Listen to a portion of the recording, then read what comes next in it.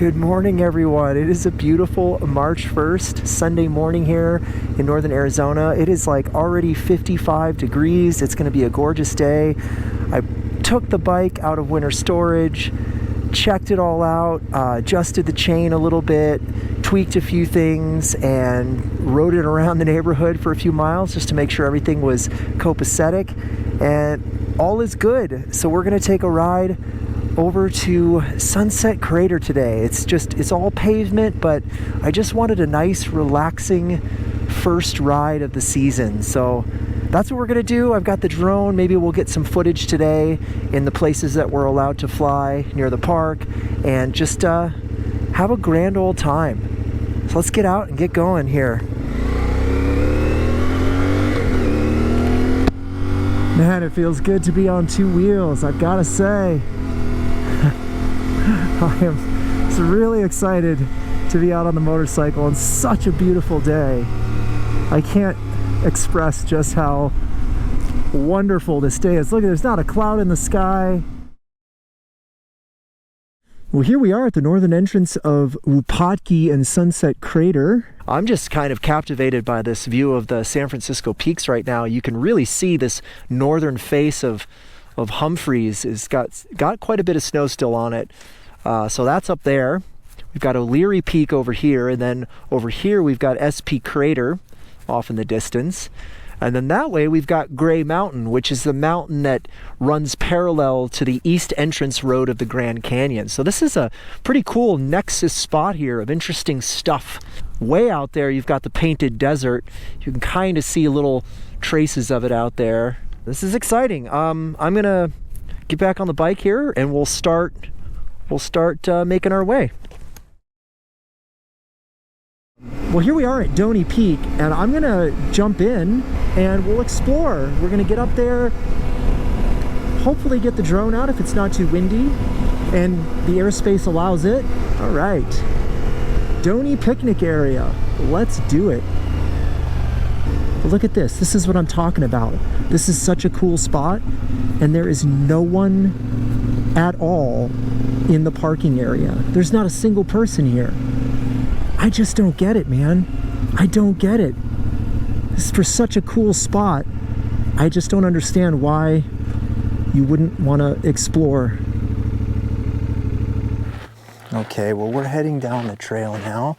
As you can see, we're heading up to Droney Peak there. And this is, again, one of my favorite little hikes. It's not even a half mile, I think, to the summit, a couple hundred feet of climb, but the views up top, spectacular. We're already almost there. We just got to get up this one little fall summit here, and then that's the summit just right back there. There's the top right there. And voila. We are here, 8 minutes. Not bad. Look at these views. We've got the snowy San Francisco peaks. We've got the volcanic fields, including SP Crater. We've got Gray Mountain in the Grand Canyon. We've got Droney Peak North. And we've got the Painted Desert off to the east. Just gorgeous. Something I wanted to quickly bring up here on the channel is you might have noticed I've been a little bit absent from the channel. Just kind of over the whole year, really. Like the last 6 months, I haven't really posted much, and there's a reason for that. I don't want to get into too much of it, but you know, I mentioned last year in September, one of my grad students was killed in a car accident, and that was pretty tough. That really affected me. Had a hard time dealing with that.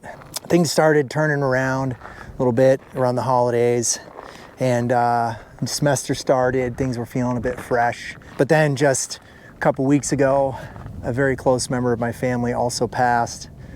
And that's been really hard on my immediate family here in Flagstaff. So we've been dealing with that. It's been hard. And then right after we got back from emergency trip back east, dealing with some affairs related to that, I came down with COVID again. I was out for a solid week. My lungs are still tight. And then just a lot of stuff at work is also happening at my university. A lot of budget cuts and staffing cuts and people losing their jobs, and it's pretty rough. The state funding for the university keeps getting cut. Of course, you add in all the compounding effects of grants being pulled at a federal level. I mean, most of the research we do is funded through the National Science Foundation, and those budgets have been slashed catastrophically. And what I don't think people realize is that the money we bring in from a grant, you know, even if it sounds like a massive grant, like, you know, say I write a science proposal for $1 million, that sounds like so much money.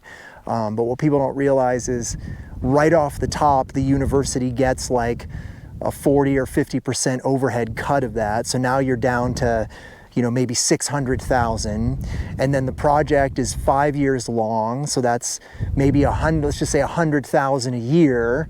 But then you're paying for 2 grad students and all your, you know, research equipment.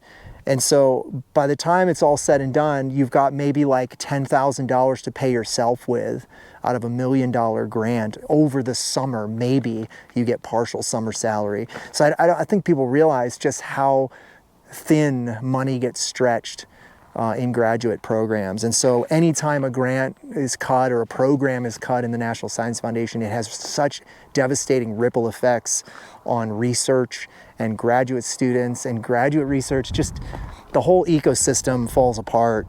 So that's the kind of boat we're in. And then of course you add to that, enrollments are down just in general because everything's so expensive. People are just like, I can't afford to go to college right now. So that's all happening. And then of course the AI boom, which is just like having all sorts of secondary impacts on not just education, but just countless other fields. So there's a lot going on at the university level. And it's not just here. I mean, it's all my colleagues across the country are talking about, you know, faculty cuts, and it's tough. So I'm dealing with that on top of like deaths in the family and COVID, just lots of stuff. So that's where I've been. That is where I've been. A little peek into my personal life, I suppose, a little TMI. But this is part of the reason why I am standing on this beautiful mountaintop today, because I needed a little outdoor therapy, as it were. So here we are. It is a little windy, but I think we're gonna go ahead and try and get the drone up. Let me check the airspace really quick. It looks like the airspace restrictions start right at the summit of Droney over there. So as long as we stay on this side and we just kind of fly around this peak, we should be perfectly legal. So let's do it.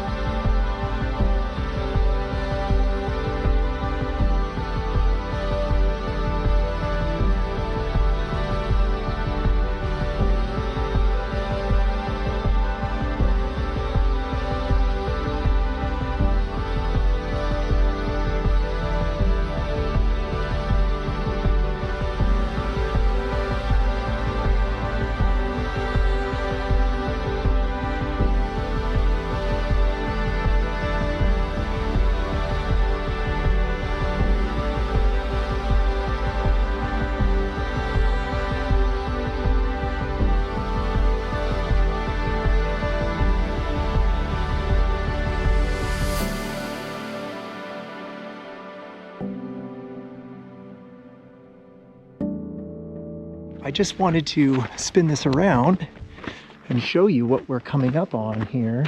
It's really fascinating how they built it perched out on this perfect little blob of sandstone here. It's just so cool, and they like integrated it right in with the rock.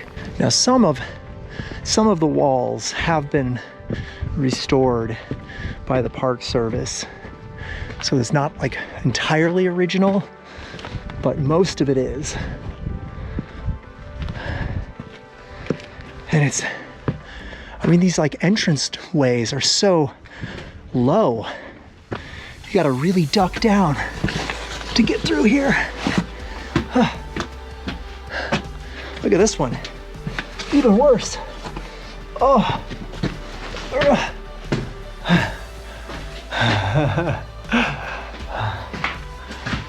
Little peephole over here. Look at that. That peak in the distance is Droney. We were just up there on the top of that peak right there. All right, let's get back through. Oh my goodness.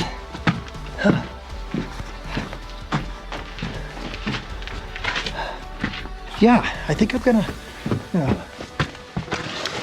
push on.